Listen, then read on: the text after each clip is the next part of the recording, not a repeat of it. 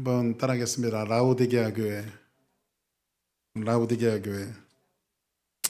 자, 이제 여러분들과 이제 지난 그 한 주간은 고난주간 또 지내고 부활주일 지나면서 특별한 메시지를 여러분들에게 증거했고, 이제 계속해서 이제 우리 요한계시록 강의를 하도록 하겠습니다. 이제 오늘은 같이 볼 게 라오디게아 교회인데, 이 라오디게아 교회는 자, 우리가 이제 아마 오늘 본문에서는 이 말씀이 여러분들 가장 저런 사진 한번 보셨죠?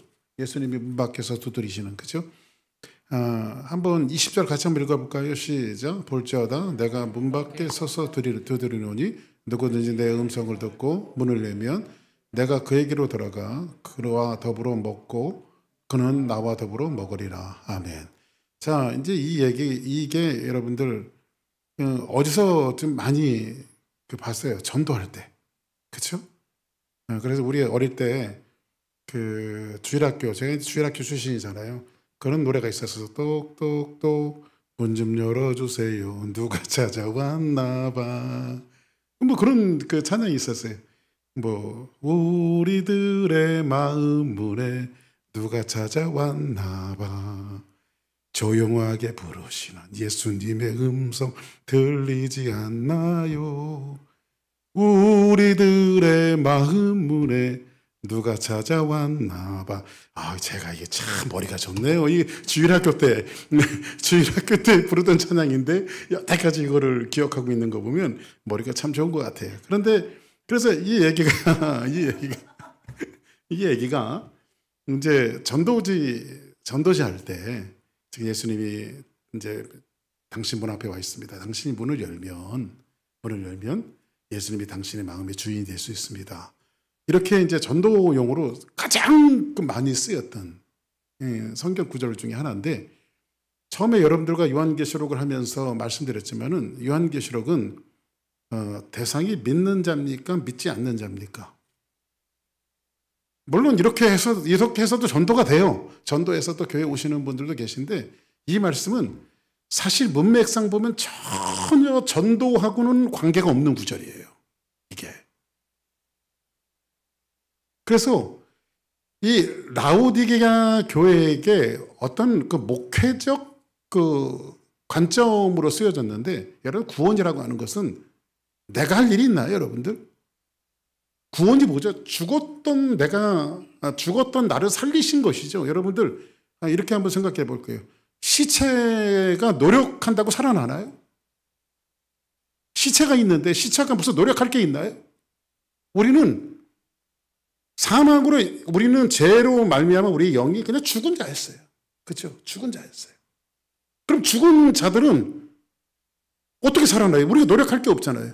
그러니까 어느 날 영적으로 죽었던 나에게 주님이 일방적으로 찾아오셔서 나를 살려내시고 나와 같이 동행해 주시고, 그 구원은 내가 의로 내가 만들어내고 내가 뭘 해서 얻을 수 있는 것이 아니라, 구원은 하나님이 아들 예수 그리스도를 통해서 우리를 살리신 사건이기 때문에 구원은 내가 노력할 게 아니에요. 그래서 우리가 마음의 문을 열면 주님이 들어오시고 이런 게 아니란 말이에요. 그래서 이제 여러분들이 요한계시록 3장 20절에 대한 오해를 이렇게 좀 풀어드리고 이제 오늘 좀 말씀을 한번 보려고 합니다. 자, 이제 우리 계속해서 봤죠. 첫째 했던 교회가 어디였죠? 첫사랑을 잃어버린 에베소 교회, 그 다음에 서머나 교회, 그 다음 버가모 교회, 그 다음 두아디라 교회, 사대교회, 그리고 아주 작지만 믿음을 지켰던 벨라델비아 교회, 그리고 이제 오늘은 부분 라오디게아 교회에 대해서 여러분들과 말씀을 나누려고 합니다. 이 라오디게아 교회는요, 제가 이제 7교회를 여러분들에게 말씀드렸는데 다시 한번 리마인드를 해주자면, 이것은 그 당시에 있었던 로컬 처치로서가 아니라 교회가 존재하는 한 이런 유형의 교회들은 항상 존재한다. 그죠? 사실은 사대교회 같은 경우에는 교회로서의 가치도 없는 교회예요, 사실은.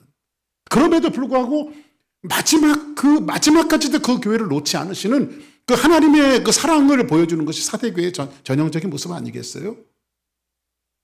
지금 교회는요, 에베소 교회 같은 교회도 있고, 서머나 교회 같은 교회도 있고, 버가모 교회 같은 교회도 있고, 두아데라 교회 같은 교회도 있고 사대교회 같은 데도 있고, 비록 여러분들 몇 명 모이지 않지만 진짜 10명 남짓 이렇게 모이지만은 정말 그 믿음을 지키고 불의와 타협하지 않고 신앙을 지키는 그런 공동체들도 얼마든지 있단 말이에요.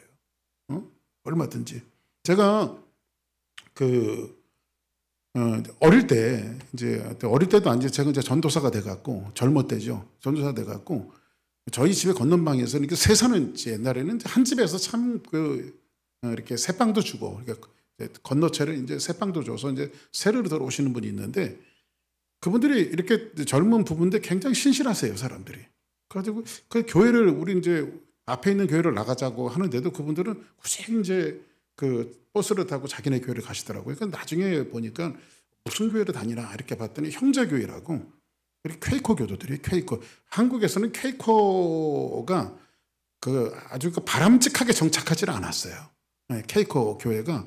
왜냐하면 사실은 저도 이제 그 박사과정을 퀘이커 교단에서 제가 박사과정을 했기 때문에 뭐 세계적인 영적인 것은 리차드 포스터 같은 사람들이 전부 다 퀘이커 교도들이거든요. 그리고 여러분들 조지 포먼 아시죠? 권투하신 분, 조지 포먼. 이런 분들도 퀘이커 교도들이에요, 전부 다. 근데 이분들이요, 영적인 것과 경건 훈련에는 이분들을 따라갈 재주가 없어요.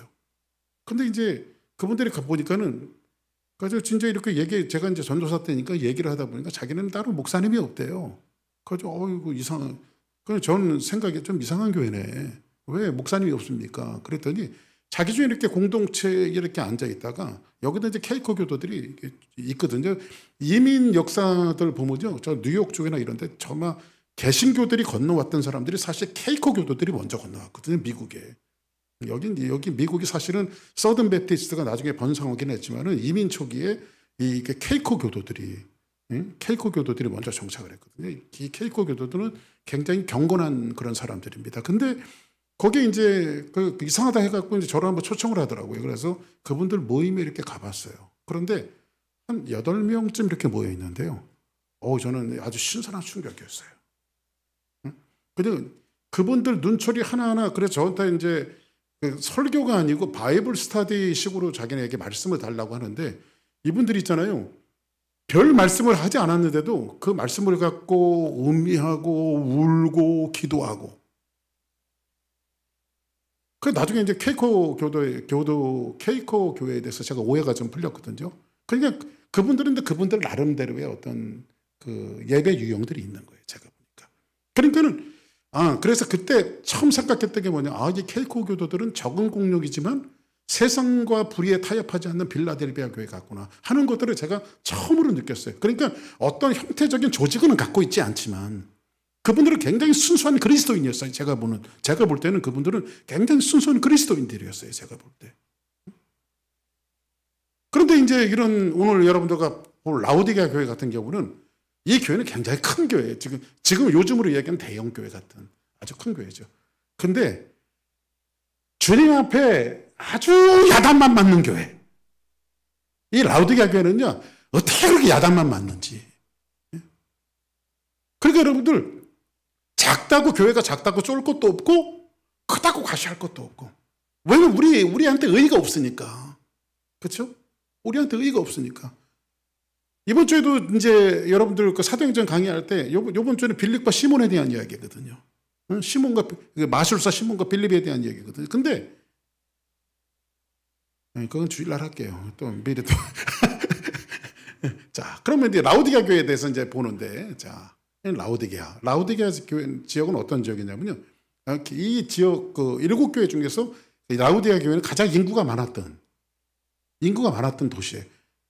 인구가 이제 많기 때문에 여기는요, 금융의 도시예요. 은행이 많고. 여러분들 7교회를 여러분들이 살펴보면서 항상 7교회의 공통적인 특징이 있는 게 뭐죠? 도시에 돈이 많았다는 거예요. 그러니까는 이 물질적인 풍요로움이 교회를 얼마나 좀먹어 들어가는가. 그러니까 여러분들 꼭 잘 사는 게 축복일 수 없고 꼭 못 사는 게 저주일 수 없다. 그러니까는 물질의 가치를 가지고 어떤 사람은 이제 돈을 잘 벌고 뭐든지 승승장구가 되어지면 저 사람 축복받았어 이렇게 우리가 그냥 얘기하고, 교회도 이제 올해는 몇십 명 모이고 내년에는 몇백 명 모이고 그 후에는 뭐 몇천 명 모이고 뭐 이런 교회는 뭐 성공적인 이런 교회로, 물론 그것이 꼭 틀리다라고는 말할 수 없지만 꼭 맞는 것도 아니죠. 꼭 성공한 교회, 성공한 사람이라고 볼 수가 없는 거예요. 그러면 여러분들은 뭐 진짜 이렇게 믿음을 지키고 신앙을 지키면서 세상과 불의와 타협하지 않고 살아가는 사람들은, 믿음을 지키는 사람들은 전부 다 저주받은 사람이게요. 그건 않잖아요. 근데 이 일곱 교회의 특징이 항상 교회에게 항상 적이 되어지는 것은 뭐냐, 교회의 신앙을 좀먹어 들어가는 것은 물질 문제였다라고 하는 사실을 일곱 교회가 공통적으로 보여주고 있는 거예요. 그렇다고 가난하게 살라는 건 아닙니다. 여기는요, 얼마나 돈이 많았냐면 LD 17년에 소아시아의 대지진이 있었잖아요. 근데 유일하게 이 교회만요, 이 라오디게아 교회는요, 중앙정부 노마로부터 그냥 돈 줄 필요 없다. 우리가 그냥 자체적으로 복구하겠다. 얼마나 돈이 많았으면요. 그래서 언젠가도 한번 말씀드렸죠. 여기도 있잖아요. 개들이 수표를 물고 다니는. 이런 물질적으로 굉장히 풍요로운 그런 도시가, 한국에도 보니까요, 어디 가서 돈 자랑하지 말라고 그러냐, 목포 가서 돈 자랑하지 말고 인물 자랑하지 말라고 그러더라고요. 근데 요즘에는 한국 GNP가 가장 높은 도시가 울산이더만요. 울산이 잘 살더라고요. 그러니까 도시 중에서 제일 잘 사는 도시가 어디냐면 울산이더라고요. 그래, 우리 울산 가서 살까요? 그래서 하여튼 울산인데, 여기는요, 그리고 이 라오디게아는요, 콜로니온이라고 불리우는 안약. 여기는 이제 도시가 굉장히 눈병이 많았어요. 그리고 실질적으로 여기에는요, 의과 대학에, 눈을 고치는 의과 대학이 있을 정도로 이 눈에 대해서 굉장히 그래서 여기 나중에 책망할 때 너희들이 제발 안약을 사서 너희들 부르고 똑바로 봐라 그러잖아요. 그렇죠? 그래서 이 눈병이 많았던 건지, 눈병이 왜 많았는가는 조금 이따가 제가 말씀드릴게요. 그리고 여기는요, 유명한 양목, 목화, 직물 제조. 그러니까 염색하는 거 있잖아요. 옛날에는 여러분들 보통 무슨 색깔이었을까요? 전부 다 그냥 대부분 하얀 색깔, 그죠? 근데 염색 제조하는 데가 굉장히 많이 있었어요, 여기는요. 상업적으로 굉장히 발전한 데로. 그리고 이 라오디게아는 아시아의 중심이고 교통 요충지였다. 그래서 유명한 저렇게 안약, 그 다음에 이렇게 이제 라오디게아로 들어가는 도로가 있었고, 이제 이런 역시 어디든지 가면 이방 신전들이 저렇게 있었고요. 자, 이렇게 이제 염색하는, 그죠? 그래서 여기는 이렇게 염색하면 옷감의 가치들이 굉장히 많이 올라가잖아요. 그러니까 염색하는 곳이 많았기 때문에 자연히 이렇게 상업이 발달되어지면 뭐가 발달하게 될까요? 금융업이 발달하게 돼 있죠. 금융업이. 그래서 저기는 굉장히 부유하고 도시적으로도 크고 인구들도 많고, 그리고 AD 17년에 대지진이 일어났을 때에 중앙정부 노마가 너희들 이렇게 돈을 도와줄까 했을 때 유일하게 필요 없다 거절했던 데가 어디냐면 바로 라오디게아다. 자, 그러면 그런데 여기 도시 한 가지 문제가 있었는데, 이게 물이 부족한 도시예요. 물이. 그래서 여러분들 생활용수가 없다 보니까요, 우리도 제가 보니까 장로님 고향도 그쪽인데, 제가 군대를 1985년도에 군대를 갔거든요. 7월 달에 군대를 갔는데, 제가 훈련소 들어간 데가 증평이에요. 충북 증평인데, 그 동네가 물이 없더만요. 물이 좀 귀하더라고요. 그래가지고요, 7월 달이니까 훈련을 하니까 얼마나 땀을 많이 흘려요. 근데 지금처럼 군인들 이렇게 샤워 시설, 다니엘이 갔다 온 군대는 18개월짜리 당나라 군대들이고 전부 다. 당나라 군대들이고, 저는 30개월 이제 만기 제대하고 나왔거든요. 30개월 만기 제대하고 나왔는데 하사 제대했어요. 그런데 거기 훈련소에 갔더니 6주 훈련을 받는데요, 7월 25일 날 갔으니까 얼마나 더워요. 막 훈련 받고. 그러면 나중에 오면 샤워라도 좀 시원하게 해야 되잖아요. 근데 물이 안 나와, 거기는요. 그리고 이제 일사병으로 막 쓰러지는 사람들이 있으니까요, 물에다가 소금을 타갖고 소금물을 먹이는 거야. 그리고 딱 마시면 그냥 뱉어버려요. 왜냐면 내가 안 마시고 말아버리지 소금물을 못 먹겠더라고. 그리고요, 샤워를 하면 물탱크가 와요. 그럼 물탱크가 오면 물탱크 옆에다가 이렇게 물을 받아갖고요, 야, 지금부터 샤워하는 방법을 가르쳐줘. 홀딱 다 베껴요. 그리고 나서 위에서 이제 거기에 이제 기관병들이 와갖고 큰 대야 같은 거를 물로 그냥 막 끼얹어요. 몇 번 끼얹어 비누칠해 그런다고 막 비누칠하고요. 물을 딱 몇 번 끼얹으면 나가 그래요. 아직 비누가 이렇게 많이 있는데 막. 근데 그걸 왜 그런가 봤더니 그 당시에 증평이 생활용수가 부족하더라고요. 그때 라오디게아가 이 생활용수가 부족했어요. 그래서 이 사람들은요, 북쪽에 9km 정도 되어지는 온천 지역이 있었어요. 온천 지역이 있었는데 거기 히에라폴리스라고 하는 온천 지역에서 뜨거운 물 있잖아요. 온천물은 뜨겁잖아요. 뜨거운 물을 생활용수로 이렇게 수로를 파갖고 끓어다가 썼어요. 그런데 이 뜨거운 물이 흘러내려오다가 라오디게아 지역엔 뭐가 많아요? 석회질이 굉장히 많아요. 그래서 석회질과 합치다 보면 뜨거운 물이 흘러내려오다가 물이 식을까 안 될까? 거리 이상 내려오다가 물이 식기도 하고 이게 석회질을 만나면 이제 더 물이 식어서 어떻게 되는 거예요? 미지근한 물이 되어지는 거예요. 그러니까는 성경이 너희들이 차든지 뜨겁든지 하지 너희 미지나가면 토하여 버린다라고 하는 것은 그 지역의 실정에 맞게 지금 성경이 쓰여진 거예요. 이렇게 그들이 어떻게 책망할 것인가에 대해서. 그 물이 그래서 이게 딱 물을 먹으면 제가 소금물을 먹으면 대하고 뱉어버리는 거 구토하는 것처럼, 그렇죠? 구토하는 것처럼.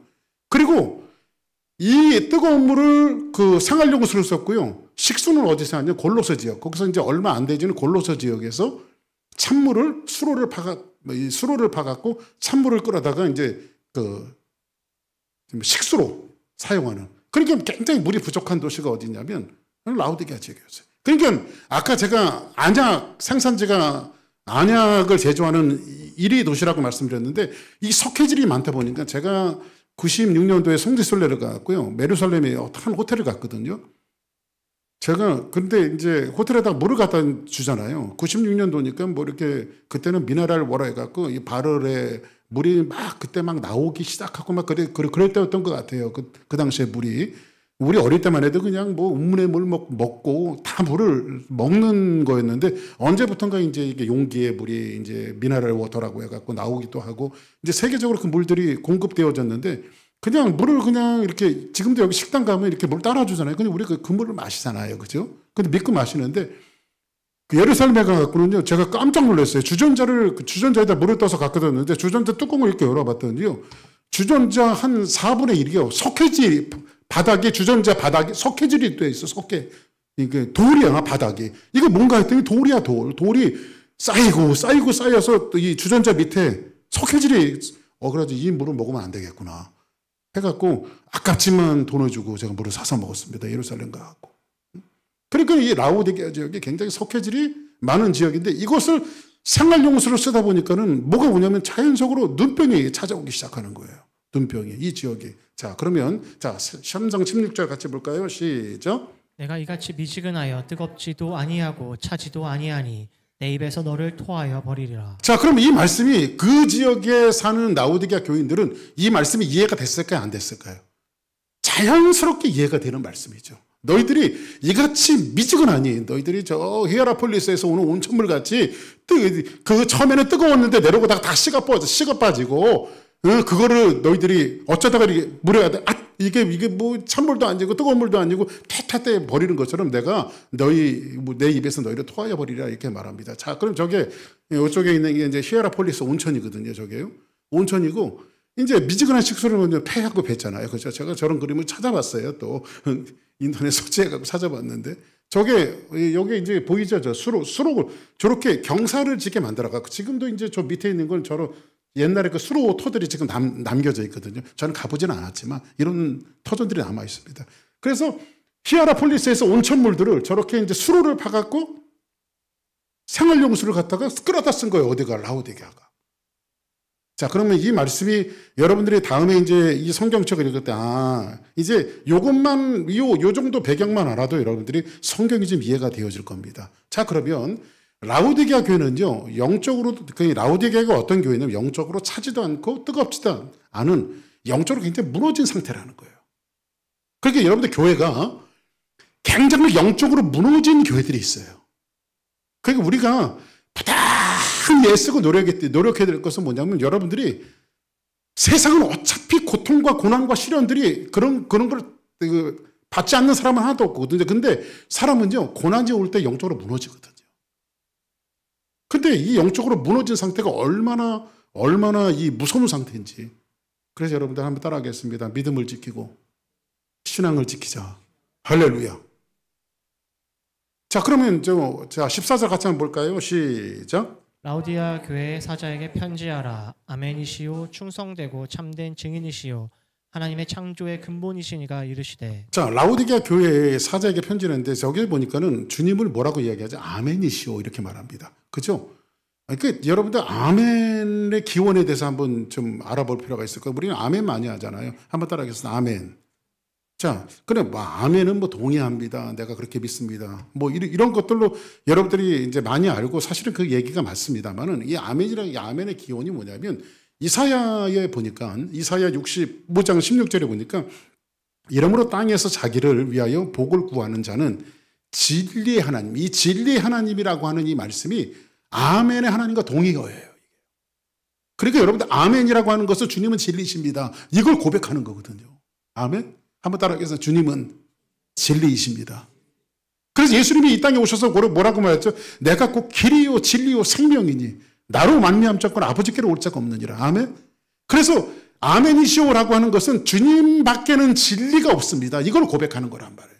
그러니까 여러분들이 그 말씀을 들을 때 여러분들의 말씀이 이해되어지고 동의가 되어지면 여러분들은 항상 아멘. 네? 아멘.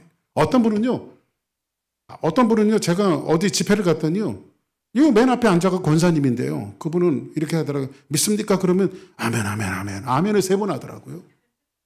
그래가지고 신기해요. 그래가지고 말씀이 떨어지자마자 아멘, 아멘, 아멘. 그러더라고요. 그래가지고 너무 신기해갖고 이제 그 예배가 마친 다음에 그 교회 권사님이 나오실 때 권사님 아멘을 참 잘하시네요. 그것도 왜 3번을 하십니까? 그랬더니 성부, 성자, 성령이잖아요. 그래서 자기는 아멘, 아멘, 아멘을 3번을 하는데 근데 그 얘기가 듣기가 쉽지 않더라고요. 한번 우리도 연습 한번 해볼까요? 아멘, 아멘, 아멘. 그렇죠, 여러분들. 여기서 절박함이 좀 묻어나오지 않아요? 이 아멘에서 막 절박함이 묻어나오지 않아요? 그래서 여러분들 주님이 원하시는 것은 그 절박함이에요. 주님을 향한 절박함. 아멘.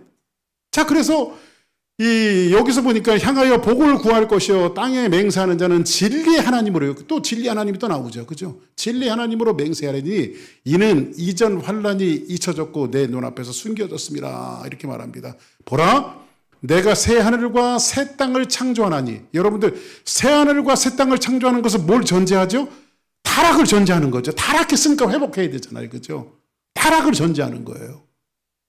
이전 것은 기억되거나 마음에 생각나지 않을 것이다. 그래서 여러분들 아멘이라고 하는 것은 아멘의 고백은 그리스도로 새하늘과 새 땅에 회복되실 것을 우리가 고백하는 거란 말이에요. 그럼 여러분들 아멘 할 때 예수님만이 나의 회복자시고 예수님만이 진리이시기 때문에 내 인생의 해답은 주님밖에 없고 내 인생의 모든 문제를 거두실 분도 주님밖에 없습니다. 이래도 아멘은 안 하잖아요. 여러분들이.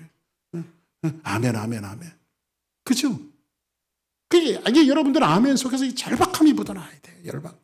마치 여러분들 어떤 면접 시험에 가끔 바로 통통통 굴르면서 마치 옛날에 요즘도 학력고사 문화가 그런지 모르겠어요. 우리 때는 막 그냥 어머니들, 아버지들이 학력고사 하면 그 고사장에 와갖고 엿도 붙이고 또 떡도 붙이고 막 절박한 그 애들이 시험 보면 그 절박함 속에서 그냥 있었던 부모님들 보면요. 예? 우리 어머니는 당연히 그런데 안 오세요, 우리 어머니는. 그러니까 그런 아멘은 그런 절박함, 예수님만이 내 인생의 새하늘과 새 땅을 회복하실 분입니다. 아멘 하세요. 응? 아멘을 열심히 하길 바랍니다. 할렐루야. 자, 그러면 16절 볼까요? 시작. 미지근하여 뜨겁지도 아니하고 차지도 아니하니 내 입에서 너를 토하여 버리리라. 너희가 미지근하여 뜨겁지도 아니하고 차지도 아니하고 미지근한 신앙인들이 있어요. 그리고 17절 볼까요? 시작. 내가 말하기를 나는 부자라 부요하여 부족한 것이 없다 하나 내 공고한 것과 가련한 것과 가난한 것과 눈먼 것과 벌거벗은 것을 알지 못하는 것. 여러분들 사람들이 자기에게 모든 것이 풍족하다고 생각해요. 그런데 주님의 눈에는요, 정말 가련한 교회, 이 라오디게아 교회가 부족한 것이 없는 교회예요. 그럼에도 모든 것들이 다 갖춰져 있어요. 시스템도 있고 모든 것들이 다 갖춰져 있는데도 불구하고 주님이 볼 때 이 라오디게아 교회는 어떤 교회냐면 너희들이 스스로 부자고 너희들이 큰 교회고, 응? 여러분들 큰 교회면 뭐예요? 큰 교회면 뭐합니까? 응? 그 요즘에는요, 잘못된 종교운동들이 막 일어나고 있잖아요. 그죠? 잘못된 종교. 뭐, 지난번에 여기, 우리 에노케, 이제 야유회 갔는데, 오늘 안 나오셨네. 김정희 목사님은 WCC에 대해서 어떻게 생각하십니까? 그래서 제가 나는 반대입니다. 그랬어요. 나는 인터컵도 반대고, WCC도 반대고, 왜냐면 그 다 잘못된 종교운동들이거든요. 그게요. 예? 잘못된 종교운동. 근데 자기의 어떤 공고한 것과 가련한 것과 가난한 것과 눈먼 것을 보지 못, 나만 못 보는 거야, 나만. 다 보고 있는 걸 나만 못 봐요. 이게 지금 라오디게아 교회의 문제거든요. 미지근하여 뜨겁지도 아니하고 차지도 아니하고. 자, 이 얘기를 호세아서에서 이렇게 똑같이 이야기하고 있어요. 호세아서 2장 8절에 있는 말씀 같이 볼까요? 시작. 곡식과 새 포도주와 기름은 내가 그에게 준 것이요. 그들이 바알을 위하여 쓴 은과 금도 내가 그들에게 준 것이거늘 그들은 알지 못하도다. 여러분 보세요. 사실은 다 준 게 누가 준 겁니까? 예? 성경은 뭐예요? 은도 내 것이야, 금도 내 것이야. 다 하나님의 거잖아요. 그렇죠? 근데 아까 라오디게아 교회 교인들은 뭐라고 해요? 나는 부자라 부여야 부족한 것이 없다. 이게 다 어디서 나온 거예요? 하나님으로부터 나온 거지. 신앙인들의 이 100번을 물어봐도 100번 답이 뭐예요? 모든 것이 하나님으로부터 왔잖아요. 그렇죠? 공고한 것과 가련한 것과 가난한 것, 눈먼 것을 바라보지 못해. 그런데 호세아서에 보니까는 곡식과 새포도주와 기름과 내가 그에게 준 것이요. 이 모든 것을 누가 주신 거예요? 하나님이 주신 거잖아요. 한번 따라하겠습니다. 모든 것이 하나님으로부터 왔다. 아멘. 이걸 여러분 고백하며 살아야 돼요. 금도 내가 그에게 더해어 준 것이고는 그들만 알지 못해요. 나만 몰라. 나만 몰라. 다 아는데. 이게 문제죠, 여러분들. 나만 모르는 게 문제죠. 다 아는데. 그리고 8절 한번 볼까요? 에브라임이 말하기를 나는 실로 부자라. 내가 재물을 얻었는데 내가 수고한 모든 것 중에서 제라 할 만한 불의를 내게서 찾아낼 자가 없으리라 하였군요. 이게 사실은 자기가 부자인데, 그죠? 내가 얻었는데. 여러분들 재물을 내가 얻은 겁니까? 한번 따라하겠습니다. 하나님 주셨다. 아멘. 여러분들 우리는 공술의 공수거잖아요. 빈손으로 왔다 빈손으로 가는 인생이잖아요. 근데 여러분들이 이 얘기는 머릿속으로 메모리하고 드십시오. 여러분들이 평생 살아갈 때 혹시라도 하나님께서 여러분들에게 다른 사람들보다 기득권층으로 만들어주고 뭔가 세상 사람들이 이야기하는 잘 살고 건강하고 뭔가 좀 있는 그런 삶을 살아갈 때 이 말씀을 기억하십시오. 하나님으로부터 왔으니까 내가 주를 위해서 사용한다. 할렐루야. 응? 주를 위해서 사용한다. 그 모든 것이 다 하나님으로부터 왔으니까. 내가 얻은 것이 아니에요, 여러분들. 목사님 제가 열심히 일해서 본 거죠. 근데 하나님 거두시면 아무것도 아니죠. 그렇죠? 욥이 하루아침에 모든 것을 다 걷고 나서 한 고백이 뭐였습니까? 내가 적신이로 왔으면 적신으로 돌아가리이다. 주신 자도 하나님이시오. 거두신 자도 하나님이시오. 그렇죠? 인간이 얼마나 우매한지 아십니까, 여러분들? 욥기서 같은 데 보면요. 욥이 여러분들 맨 마지막에 욥이 하나님도 인정하는 당대의 의인이었어요. 그는 의인이라고 말해요. 누가? 하나님이 말해요. 그는 의인이라고. 근데 의인의 삶이 흔들리니까요. 사실은 처음에는 욥이 하나님을 원망하지 않다가 사실은 거의 모든 4분의 삶이 욥이 하나님에 대한 불평이죠. 욥기서는 4분의 3 이상이 하나님에 대한 불평이에요. 어떻게 하나님 내가 나한테 이럴 수 있습니까? 이거거든요. 거기다가 친구들은 괴롭히죠. 그리고 하나님 맨날 불러도 하나님이 나타나지는 않아요. 입을 꽉 다물고 계세요. 근데 어느 날 그 침묵을 깨고 하나님 폭풍 가운데 나타나서 욥 앞에 서시지 하나님께서. 너는 허리를 동이고 내 앞에 서라. 너 왜 이렇게 나한테 불평을 많이 해? 한번 내가 너한테 질문하자. 내가 이 세상의 기초를 놓을 때 너는 어디 있었느냐? 내가 세상을 만들 때 너는 어디 있었느냐? 어디 있었습니까? 욥은 존재 자체도 아니었지. 응? 그래서 거기 막 그 재밌는 얘기들이 많이 나요. 너 우박 창고를 봤느냐? 여러분 우박 창고 봤습니까? 우박이 어디서 내리는지. 응? 야, 너 악어 이빨이 몇 개인 줄 아느냐? 악어 이빨이 몇 개일까요? 그것도 모르면서 너 나한테 불평한다고? 그거 다 내가 만든 거야. 그때 욥이 하나님의 앞에서 하나님, 내가 지금까지 하나님의 귀로만 들었었는데 내가 눈으로 하나님을 봅니다. 내가 티끌과 재 가운데서 하나님 앞에 회개합니다. 욥이 당대 의인도 회개했어요. 우리는 여러분들이 노력해서 얻어진 것이 없어요. 다 하나님 주신 거예요. 아멘. 그러면 교회에 대한 이 라오디게아 교회를 향한 처방입니다. 이 처방은 뭐냐면 한번 18절 봅니다. 시작.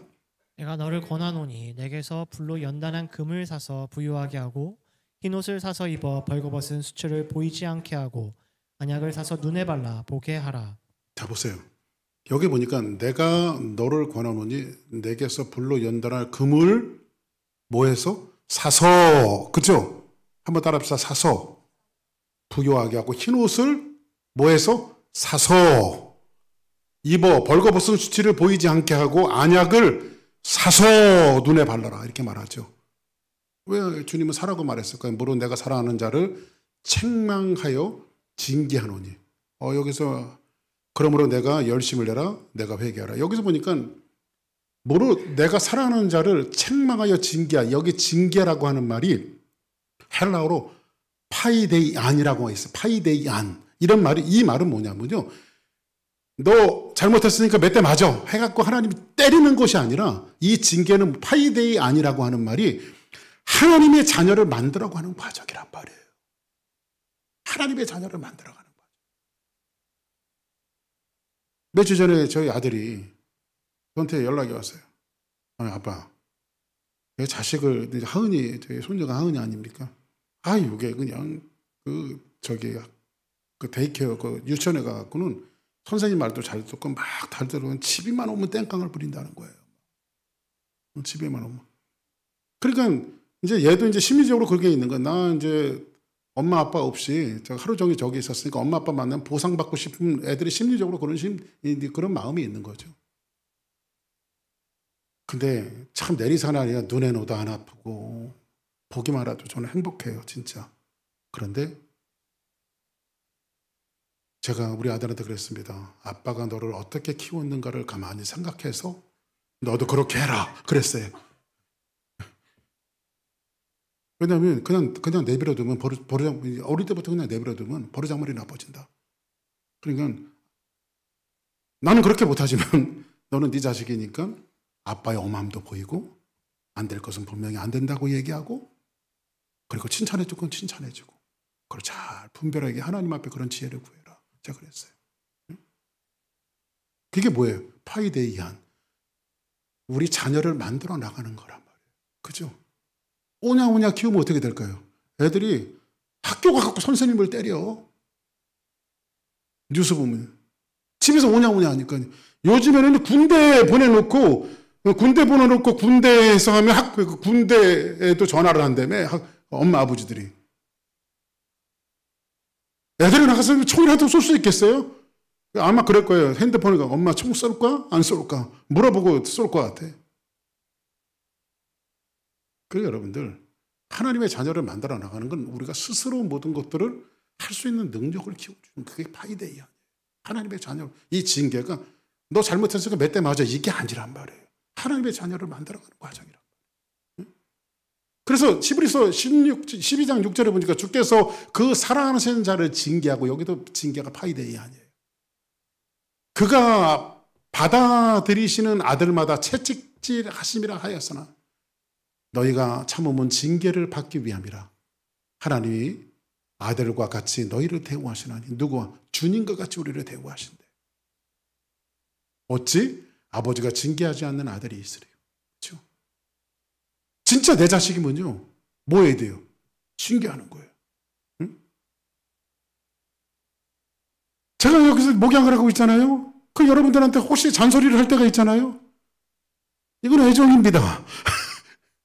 감정이 아니고. 응? 징계는 다 받는 것이고는 너희에게 없으면 사생자의 친아들이 아닙니다. 그렇죠? 자, 그러면 교회를 향한 처음에 흰옷으로 살아. 이건 흰옷은 뭐죠? 수치를 가리는 거죠. 예수님의 보혈의 상징이에요. 흰옷. 그 성경에도 보니까 야곱이 베델로 올라갈 때 뭐라고 명령하죠? 너희들이 의복을 바꾸고 마음을 정결케 하고. 그죠? 이런 말을 하잖아요. 그죠? 이방 신상을 버리고. 그 의복을 바꾸는 거, 정결한 옷을 입는 거.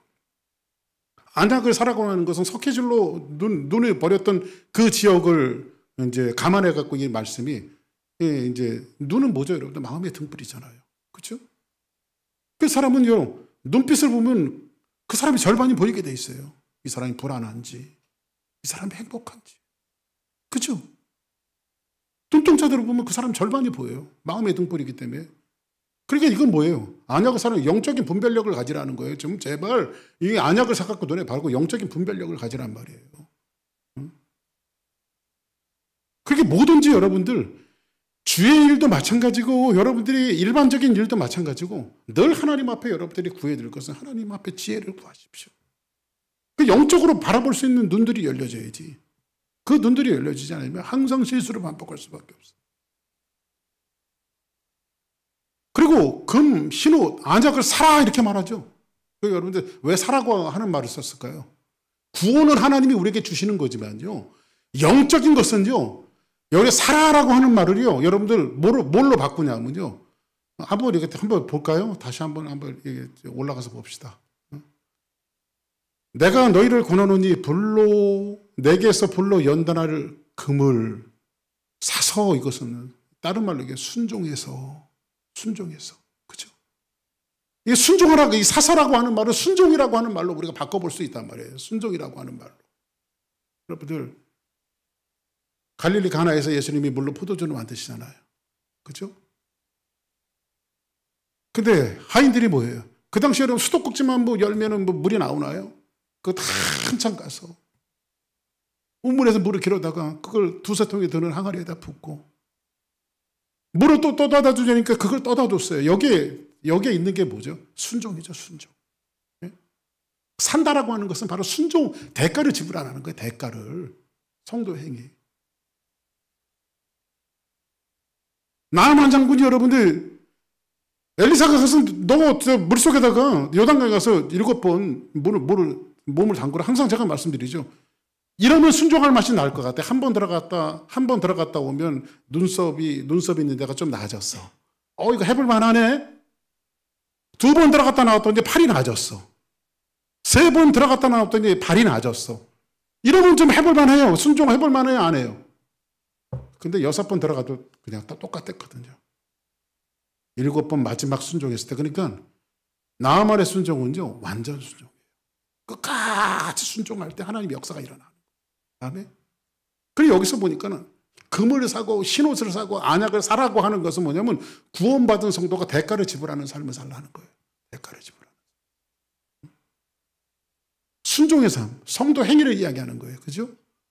그러면 이제 오늘 이제 키포인트였던 이 얘기를 한번 들어봅시다. 교회를 향한 처방. 예수님께서 문 밖에서 두드리세요. 이거는 아까 제가 전도용 성경 구절이 아니라고 말씀드렸죠. 그러면 예수님이 지금 문 밖에 지금 계세요. 그죠? 이렇게. 그리고 지금 여러분들 두드리고 있습니다. 믿는 여러분들. 여러분들 이런 겁니다. 야, 너 언제까지 나를 문 밖에 세워놓을 거니? 그죠? 너 언제까지 나를 문 밖에 세워놓을 거니? 여러분들 그러지 않아요? 주님이 여러분들 필요할 때만 들여다 쓰지 않아요? 다급하고 어려움이 있고 고통이 있을 때 예수님 조금 여러분들 잠깐 들어와 봐. 그리고 이 문제 해결할 테니까 또 나가시고. 그리고 예수님 너무 훅 들어오는 것도 나 부담스러우니까 일정한 간격을 유지해서 아주 철저하게 간격을 유지하죠.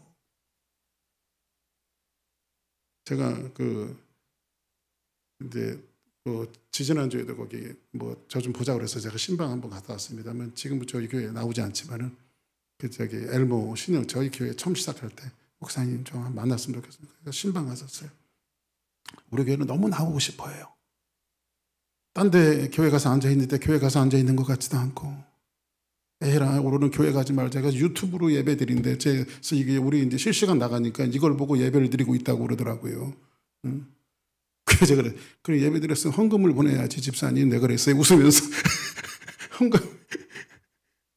그런데 이분은요 옛날부터 설교를 하면요 가끔 머리를 이렇게 막 흔들어요. 이렇게요. 집사님 설교 될 때 머리를 흔들어요. 체면 안 되려고요. 체면 안 되려고요. 목사님 말씀이 맞는데 너무 그렇게 확 들어가면 자기가 교회 일을 너무 열심히 하면 안 될 것 같대.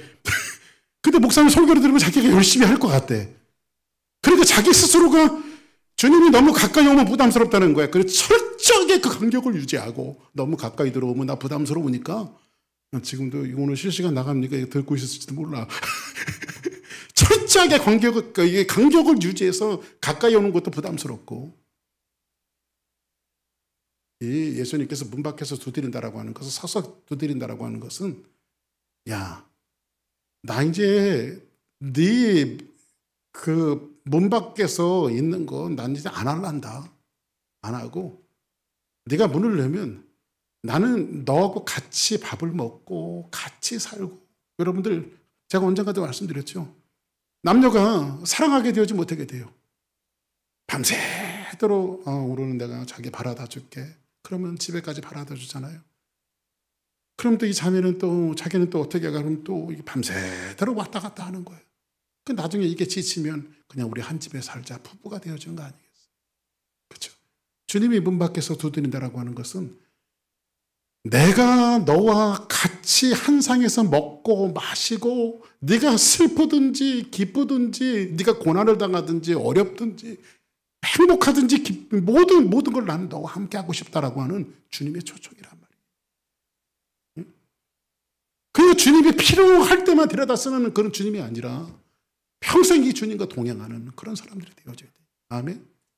그러면 물은 내가 사랑하는 자를 책망하여 징계하노니 그러므로 내가 뭐를 해라? 열심을 해라. 이 열심이라고 하는 것을 제가 여러분들 좋아하는 열심이 있잖아요. 뭔가 그러면 열심히 해야겠는데 그게 아니라 열중하라는 거죠. 주님에게 항상 여러분들 그런 영국 속담에 그런 게 있어요. 사람을 사랑하면 눈이 청개가 된대요. 어떤 사람을 사랑하게 되면 눈이 청개가 되어진대요. 왜 그럴까요? 그 사람을 너무너무 사랑하기 때문에. 그 열중하라고 하는 것은 여러분들이 열심히 하는 그 열심을 이야기하는 것이 아니라 주님 앞에 시선을 고정하고 그분과 함께 하시고 함께 동행하고 운동할 때도 주님 옆에 계시죠. 뭐 할 때도 절박하게 저는 항상 하는 게 있어요. 주여 주여 한숨 내듯이 주여. 그래서 제가 늘 말씀드리죠. 아예 죽겠네 그러지 말고 여러분들 한 잔만 더 쓰면 죽게 있네. 그러니까 아이고 죽겠네 그러지 말고요. 아 죽게 있네. 응? 볼지어다 내가 문 밖에 서서 두려워. 간절함 긴박감. 그렇죠?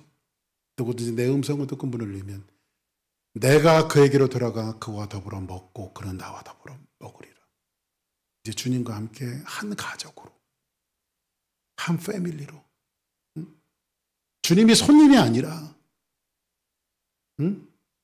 여러분들 부부지간에 살면요. 근데 우리 집은 뭐예요? 우리 집 들어갈 때도 여러분들 녹화하고 들어가나요? 그냥 열고 들어가는 거야 다. 우리 집이니까. 그 주님과의 오픈되어져 있는 그런 관계.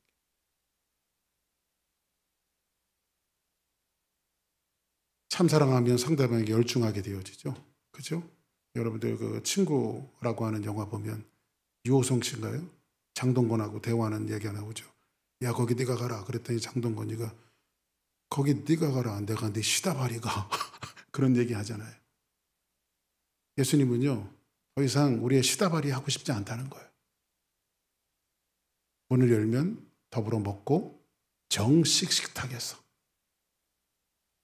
여러분들 밥 먹는 정식 식탁에서 너하고 정식으로 살고 싶다라고 하는 주님의 초청이라고. 그러니까 우리는 일정한 간격을 정해놓고 이 이상은 노터치. 여러분 그러지 않나요? 주님은 이제 여러분들과 그렇게 하기를 원하지 않는다는 거예요. 성경 한 장만 보겠어요. 아가서에 보니까 이렇게 말합니다. 내가 잘지라도 마음은 깨어있는데 나의 사랑하는 자의 소리가 들리는구나. 문을 두드려 이르기를 나의 누이, 나의 사랑, 나의 비둘기, 나의 완전한 자여, 문을 열어다오. 내 머리에는 이슬이, 내 머리털에는 밤이슬이 가득하구나 하는구나. 여러분, 신랑이 오지 않았는데 이 사랑하는 자는 깨어있는 거예요. 문을 두드릴 때 여러분들 곧장 문을 여는 거예요. 이게 이 사랑의 관계죠. 그렇죠? 그래서 신부는 신랑이 문을 두드리는 소리에 집중하는 거, 이게 열중한다는 거죠. 이게 열심을 낸다는 거죠. 뭔가 열심히 닦고 쓰려고 이런 것도 필요하겠지만 여기서 이야기하는 열심은 그런 열심을 이야기하는 것이 아니라 주님께 집중해라. 아멘. 세상 것에 취해서 이 소리를 놓치느냐 안 되죠. 여러분들 뉴욕의 그 맨하탄에서요, 어떤 인디안 친구들이 둘이 지나가는데요. 인디안 친구하고 어떤 사람이 지나가는데 인디안 친구가 이 도시에서 이게 무슨 소리지? 그러는 거예요. 왜? 무슨 소리가 나는데 귀뚜라미 소리가 들린다는 거예요. 이 맨하탄에서 무슨 귀뚜라미가 있어. 못 듣는 소리를 이 인디안 친구로 듣고 있는 거예요. 그런데 귀뚜라미 소리를 찾아서 갔더니 진짜 귀뚜라미가 있더래요. 사람 환경이 말해주는 거죠. 여러분들이 주님에게 예민하게 집중해 있으면 주님의 음성이 들려요. 여러분들 부르는 주님의 음성도 들리고, 그 주님이 여러분들 신부된 교회를 우리를 부르고 있어요. 우리가 집중할 때 우리는 어떻게 돼? 순종의 신앙이 되죠. 그래서 여러분들 잠자지 않고 문을 바로 열 때 신랑 대신 주님이 기뻐하실 거예요. 그렇죠? 그래서 여러분들은 놓치지 말고, 이 라오디게아 교회가 문제가 뭐였던가? 그래서 뭘 사서 누구에게 집중하라는 거예요? 주님께 집중하라는 거예요. 아멘. 우리 조사랑교회가 이런 데 집중하는 놀라운 역사가 있기를 주의 이름으로 축복합니다.